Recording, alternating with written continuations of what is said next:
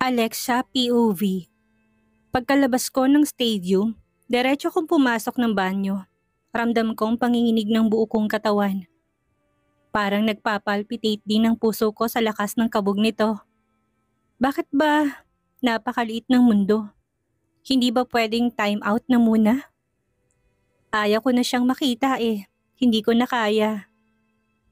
Mariin kong naipikit ang aking mga mata, parang eksena sa pelikula, na biglang naglitawan sa balintataw ko ang mga paghihirap na naranasan ko mula sa mga kamay niya.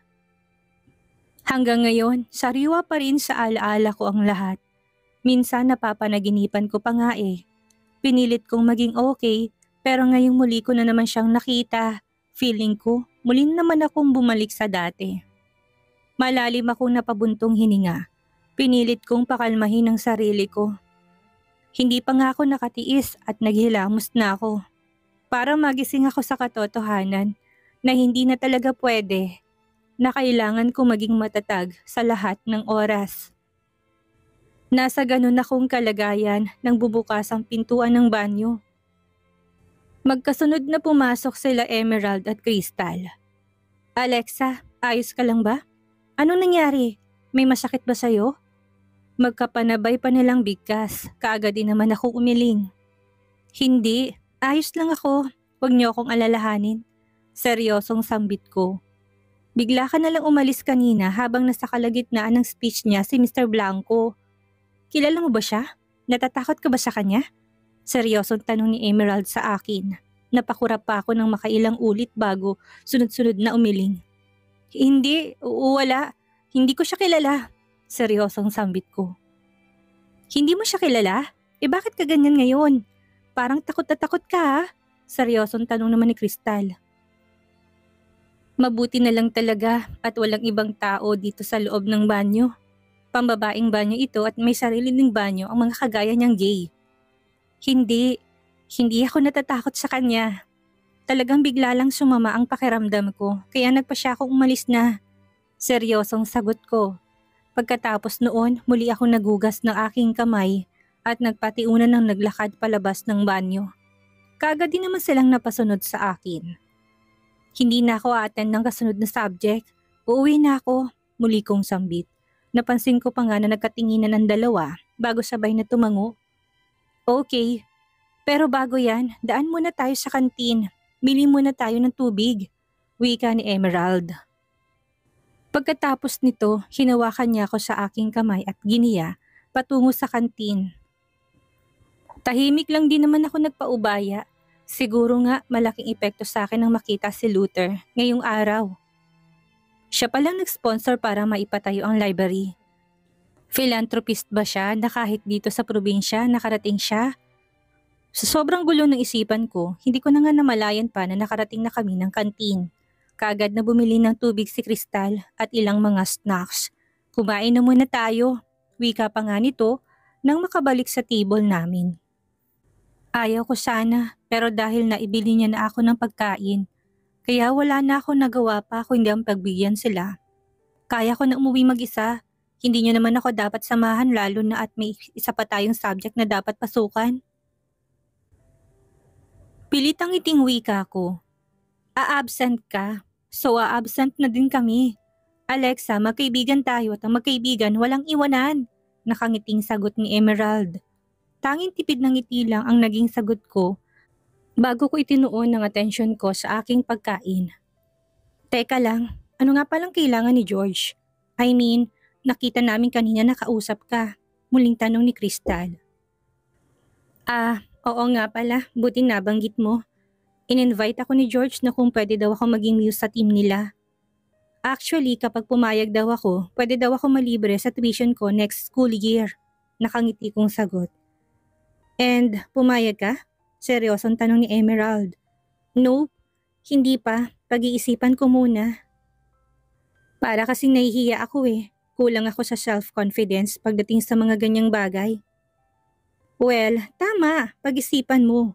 Kung free tuition lang naman ang habol mo, pwede naman naming abunuhan, Alexa. Hindi mo kailangan pilitin ang sarili mo na gawin ang mga bagay na hindi mo naman talaga gusto. Seryosong bigkas ni Emerald. Nakangiti naman akong tumango. Pagkatapos naming ubusin ng mga pagkain na in-order ni Crystal, nagpasya na rin kaming umuwi na.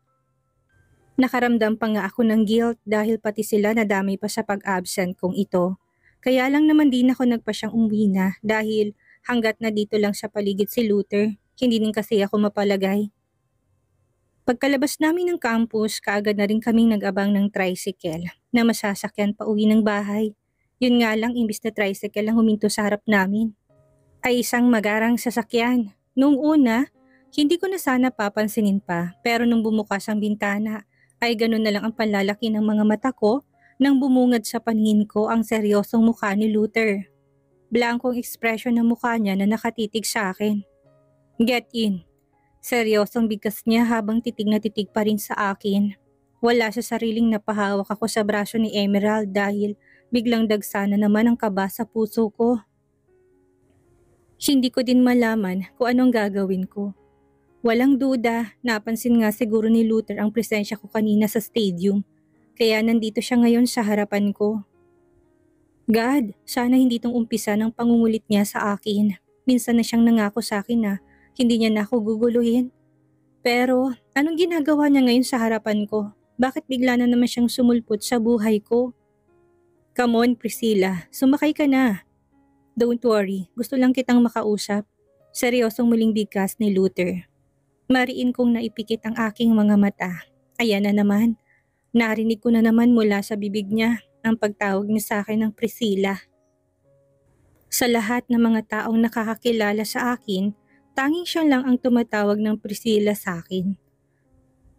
Kadalasan kasi Alexa talaga. Luther, hindi ako sasakay. Sorry pero ayaw ko na makipag-usap sa'yo. Mahina akong sambit. Pilit kong nilalabanan ng takot sa puso ko. Naramdaman kong nag-umpisa ng pagpawisan ng aking kamay dahil sa namuong matinding tensyon sa puso ko. Priscilla, kilala mo naman ako, hindi ba? Masama ako magalit kapag hindi napagbigyan ng gusto ko. Seryoso niyang bigkas. Lalo naman ako napakapit kay Emerald.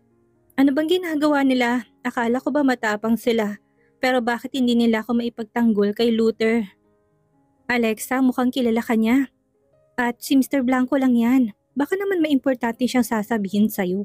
Kaya gusto kong makausap. Narinig kong sambit ni Crystal. Wala sa sariling napatitig ako sa kanila. Yeah, I know. Masamang magalit si Luther at baka pati sila idamay nito. Sa ilang buwan na nakasama ko itong si Luther, kilalang kilala ko na siya. Alam na alam ko kung anong klaseng pag-uugaling meron siya. Sumakay ka na. Kausapin mo na siya. Hindi mo ba napapansin? Dumadami ng mga tsismosa sa buong paligid. Kilala si Luther sa eskwelahan natin at hindi naman siguro siya gagawa ng mga bagay na labag sa kalooban mo. Mahabang sambit ni Emerald. Hindi ko mapigilan na mapatingin sa paligid. Tama si Emerald. Dumadami na nga mga tsismosa sa paligid. Lahat gustong makiosyoso at kapag patuloy pa ako nagmatigas, baka ano pang mangyari. Alam kong hanggang nasa harapan ako ni Luther, pipilitin at pipilitin niya talaga ako. Kaya kahit na kinakabahan, wala akong choice. Kung hindi ang bumitaw sa pagkakahawa kay Emerald at dahan-dahang naglakad patungo sa sasakyan ni Luther. Bago ako makalapit, mabilis na binuksan ng isa sa mga bodyguards nito ang pintuan ng kotse. Bago ako sumakay, napalingon pa ako kina Emerald at Crystal. At nang mapansin kong ngiting nakaguhit sa labi nila, hindi ko tuloy maiwasan na magtaka. Feeling ko kasi parang wala lang sa kanilang pamimilit sa akin ni Luther. Or baka naman dahil alam nilang hindi basta-bastang tao si Luther, kaya ang bilis nila akong ipagkatiwala dito. Pagkasakay ko ng kotse, kaagad na rin namang isinara ng bodyguards ang pintuan ng sasakyan. Pati na rin ang bintana. Ilang saglit lang naramdaman ko ng pag-usad ng sasakyan. Muli pa ako napalingon kina Emerald at Crystal at hindi ko pa nga maiwasang magtaka. Nang mapansin ko na sumakay din sila sa itim na sasakyan. Ang alam ko mga bodyguards ni Luther ang sakay doon. So, kamusta ka na? Hindi ko mapigilan ng mapapitlag nang bigla siyang nagsalita. Blankong ekspresyon ng mukhang napatingin ako sa kanya at nang mapansin kong nakatitig siya sa akin, kaagad ako nag-iwas ng tingin. May usapan tayo na hahayaan mo na ako. Mahina akong sambit sa kabila ng malakas na pagkabog ng dibdib ko. Hindi ako dapat magpakita ng takot sa kanya. Isa pa, siya itong may kasalanan sa akin kaya dapat lang na siya itong mahiya sa akin. Sa bagay, wala nga pala siyang hiya. Wala din siyang kinatatakutan. Lahat ng gusto niya ay nakukuha niya sa kahit na anong paraan. Priscilla, galit ka pa ba sa akin? Hindi mo pa rin ba ako napapatawad sa mga nangyayari? Narinig kong sambit niya. Hindi naman ako nakaimik. Hindi ka na nakasagot. Ibig bang sabihin hanggang ngayon galit ka pa rin sa akin? Sa bagay, hindi kita masisisi. Alam ko rin na walang kapatawaran ang nagawa ko sa'yo. Kaya nga hanggang ngayon, dala-dala ko pa rin ang bigat sa puso ko. Muli niyang bigkas. Huwag na nating pag-usapan ang tungkol sa bagay na yan. Tapos ng lahat ng yon at hindi na maibabalik pang mga nangyari na. Seryosong sagot ko sa kanya. Sa isang iglap lang, muli ko na namang naramdaman ang bigat ng kalooban. Pinilit ko naman ang sarili ko na kalimutan ng mga nangyari sa nakaraan. Pero wala eh, hindi ko talaga kaya. Nahihirapan talaga ako. Yes, tapos ng lahat. Nagkamali ako at sana bigyan mo ko ng chance na makabawi sa'yo, Priscilla. Mahina niyang sambit. Sapat lang yun para marinig ko kaya wala sa sariling napatitig ako sa kanya. Makabawi? No, mga kamay mo ang halos kumitil sa buhay ko noon. Pero ang mga kamay mo din na yan ang nagligtas sa akin. I think quits lang yun. Pinagbigyan mo rin ako sa hiling ko sa'yo noon. Yun ay huwag nang mag-cross ulit ng landas natin. Umaasa ako na sana tuparin mo pa rin yun. Ang pagkikita nating ito ay aksidente lang at pagkatapos nito, sana hayaan mo na ako. Pinalaya mo na ako at sana lubos-lubusin mo na, Luther. Seryoso kong bigkas. Pigil ko rin ng maluha habang sinasabi ko ang katagang iyon. Luther POV. Hindi ko mapigilan ang maikuyom ang aking kamao sa katagang narinig ko mula kay Priscilla. Ang mga salitang binitawan niya ay parang isang matalim na punyal na bumabaon sa puso ko. Katabi ko lang siya ngayon pero para bang napakahirap niya pa ring abutin. Hanggang ngayon nakikita ko pa rin sa mga mata niya ang pait. Sa bagay masyado pang maaga ang lahat. Hindi pa dapat ako magpakita sa kanya pero hindi ko na talaga kaya. Miss na miss ko na siya. Miss na miss ko ng Priscilla ko. Yeah, ang pagkikita natin ito'y aksidente lang. And since magkakilala naman tayo before, hayaan mo kong i-treat ka. Seryosong sagot ko. Ibinaling ko ng tingin ko sa unahang bahagi ng sasakyan dahil nakikita ko na sa mga mata niya ang pagkailang sa tuwing napapatingin siya sa akin. Busog pa ako. Sorry Mr. Ferro pero pwede bang pakibaba na lang ako sa gilid ng kalsada? Seryosong bigkas niya. Priscilla, kaninang umaga pa ako walang matinong kain. Malungkot kumaing mag-isa. Kaya sana sa pagkakataong ito, mapagbigyan mo ko. Seryosong bigkas ko. Bakit hindi si Jolene ang yayain mo? Hindi ba siya ang bago mong natitipuhang babae?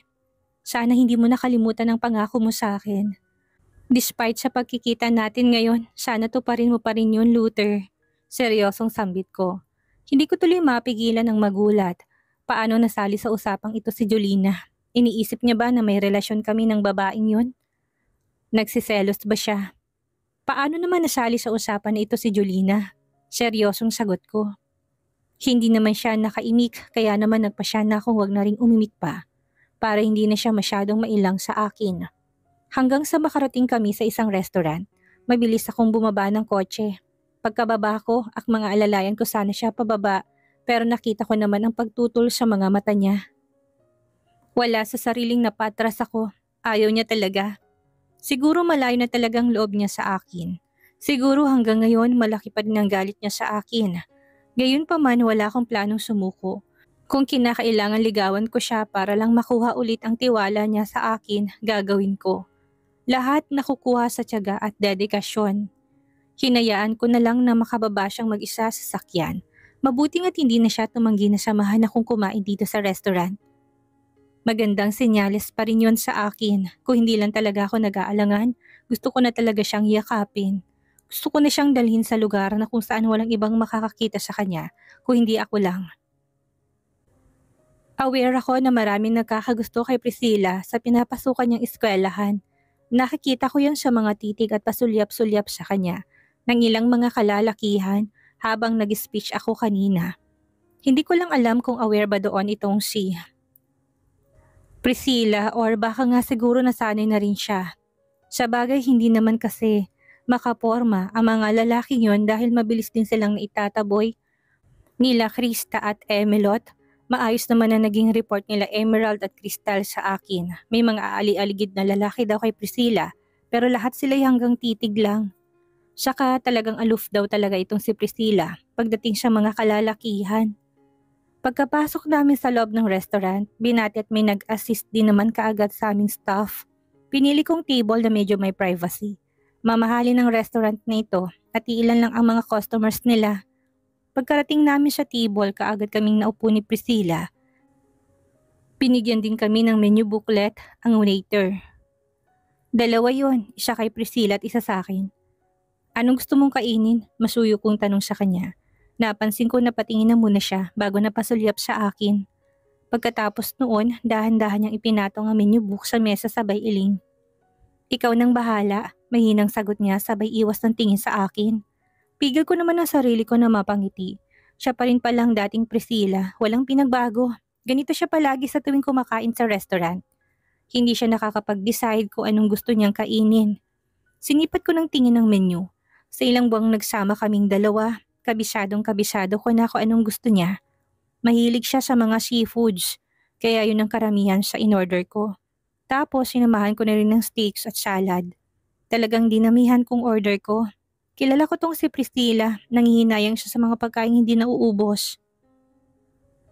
Hindi din naman ako pumapayag na i-take out namin na siyang dahilan kaya natatagalan kami sa loob ng restaurant.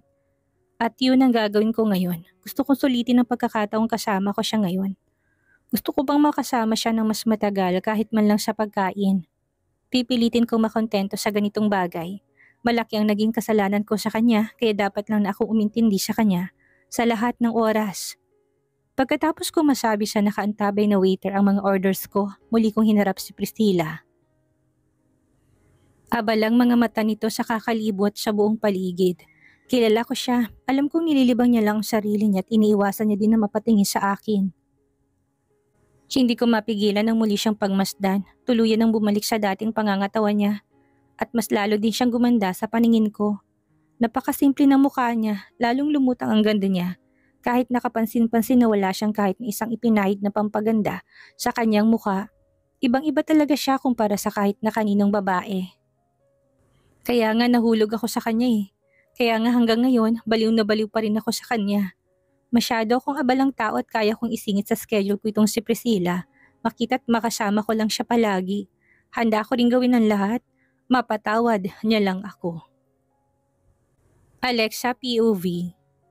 Kagaya ng inaasahan, puro mga paborito kong pagkain ang in-order ni Luther. Ang alam ko hindi niya naman talaga paboritong pagkain ng mga seafoods eh. Palagay ko rin hindi rin siya gutom dahil kanina pa nakaserve ang mga pagkain.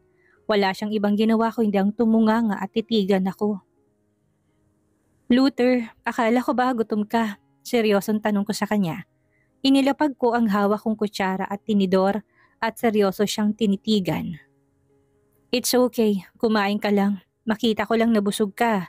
Parang nabubusog na rin ako. Nakangiti niyang sagot. Hindi ko naman mapigilan ng mapakunot noo dahil sa sinabi niya. Ngayon ko lang kasi siya narinig na magbigkas ng mga ganitong kataga. Saka hindi bagay sa kanyang magsalita ng ganon. Malayo sa personality niya kaya feeling ko nagkamali lang ako ng dinig. Dinig ko masarap ang mga seafoods nila dito. Talagang fresh at magaling din magluto ang chef nila. Muli niyang bigkas. Hindi ko pa nga mapigilan na magulat nang bigla niyang damputin ng malaking sugpo at gamit ng mismong dalawa niyang kamay, binalatan niya yon sa mismong harapan ko. Kailan pa siya natutong magkamay? Or baka naman paborito niya lang ang sugpo? Hindi ko na sana papansinin pa, kaya lang nang ilapag niyang binalatan niyang sugpo sa pinggan ko. Doon na talaga ako sobrang nagulat. Wala sa sariling tulala akong napatitig sa kanya. Anong nangyari kay Luther? Bakit parang hindi na siyang dating Luther na kilala ko? Kainin mo na, nakangiting yung wika sa akin pagkatapos niyang magbalat ng 5 sugpo. At lahat yon ay nilagay niya sa pinggan ko. Paano ka? I mean, hindi mo dapat ginawa yon. Seryosong sagot ko. Ang alin, natatawa niyang bigkas habang titig na titig siya sa akin. Kaagad naman ako nag-iwas ng tingin habang hindi ko maiwasang mapatitig sa madumi niya ng kamay. Ang ipagbabalat ako ng sugpo, kaya ko naman ang sarili ko. Mahinang bigkas ko sabay kuha ko sa aking bag na nasa gilid ko lang. Binuksan ko yun at mula sa loob, naglabas ako ng wet wipes. Kumuha ako ng 3 piraso at inabot sa kanya. Punasan mo yung kamay mo para makakain ka na rin o hindi kaya magugas ka ng kamay sa hand washing area. Seryosong bigkas ko. It's okay, I preferred wet wipes. Kaysa naman iwan kita dito sa table natin. Bigkas niya sabay abot niya sa wet wipes na nasa kamay ko. Hindi ko na siya sinagot pa at muli ko nang itinuon ng buo kong pansin sa mga pagkain na sa pinggan ko. Nananahimik na rin naman siya at saktong katatapos niya lang punasan ng kanyang kamay. May dumating pa na isa pang order, grilled salmon with broccoli. 2 order yon at ang isa ay yun din ang kinain ni Luther at ang isa naman ay ibinigay niya sa akin. Naging tahimik ang sumunod na sandali. Sa pagitan naming dalawa, parehong nakatuon ang buo naming atensyon sa aming kinakain. Lumipas ang ilang sandali sa wakas natapos din kami sa pagkain. Kahit papaano, nabusog din naman ako. Sa bagay, sa dami ng in-order niyang mga pagkain, talagang no choice ako kung hindi ang kumain ng marami. Kilala ko tong si Luther, ayaw na ayaw niyang mag-take out ng mga leftover na mga pagkain. Nakakapanghinayang kung hindi ubusin dahil kung maka-order siya talagang walang limit. Luther, thank you sa masarap na pagkain. Ngayong tapos na tayong kumain, pwede bang umuwi na ako? Lakas loob kong tanong sa kanya. Dinner lang naman ang usapan namin at wala nang iba. Isa pa wala rin akong balak na magtagal na makasama siya. Pinagbigyan ko lang siya sa paanyaya niya kanina, kaya kami magkasama ngayon. Yeah, pwede. And thank you nga pala dahil pumayag kang samahan akong kumain. Seryosong sagot niya. Ilang saglit lang magkaagapay na kami naglalakad palabas ng restaurant. Tahimik lang naman si Luther, kaya pinili ko na lang din ang manahimik. Yun nga lang, nang makarating kami sa pinakalabas ng restaurant, muli ako nagsalita para magpaalam sa kanya. Wala akong balak na magpahatid sa kanya hanggang sa bahay na tinitirhan ko. Ayaw ko kasing malaman niya kung saan ako nakatira at baka muli na naman niya akong kulitin. Iniiwasan ko nang mangyari ang mga nangyari noon at ayaw ko na rin talagang magkaroon ng mahabang komunikasyon sa kanya. Luther, maraming salamat sa dinner. Mahina akong sambit. Narinig niya naman yata dahil napatigil siya sa paghakbang at dahan-dahan akong hinarap. You're welcome. So dito mo na ba talaga gusto? Wala ka na bang balak na bumalik ng Manila? Seryosong tanong niya. Kagad naman akong tumango. Oo, dito na ako. At least dito, malayo sa sakit ng ulo. Malayo sa gulo at mas tahimik ang buhay ko. Seryoso kong bigas. I understand. Alam kong mahirap kalimutan ang nakaraan, pero nagpapasalamat pa rin ako sa iyo dahil pinaunlakan mong alok ko na samahan akong kumain. Seryosong bigkas niya. You're welcome, Luther, pero sana hanggang dito na lang tayo. Pinangahawakan ko pa rin ang pangako mo sa akin noon. Nahahayaan mo na ako. Tahimik ng buhay ko ngayon at mas masaya din ako ngayon kumpara sa dati. Sana maintindihan mong ibig kong sabihin. Lakas loob ko ding wika sa kanya. Napansin ko natigilan siya kasabay ng lungkot na kaagad na gumuhit sa mga mata niya. Ilang saglit pa, pilit siyang ngumiti sa akin sabay tango. Of course, naintindihan ko. Hayaan mo, tutuparin kong pangakong yun, Priscilla. Ipagpalagay mong kalooban mo dahil hindi na magiging kagaya ng dati ang magiging buhay mo. Sisiguraduhin ko na hindi ka na masasaktan ulit. Seryosong sagot niya.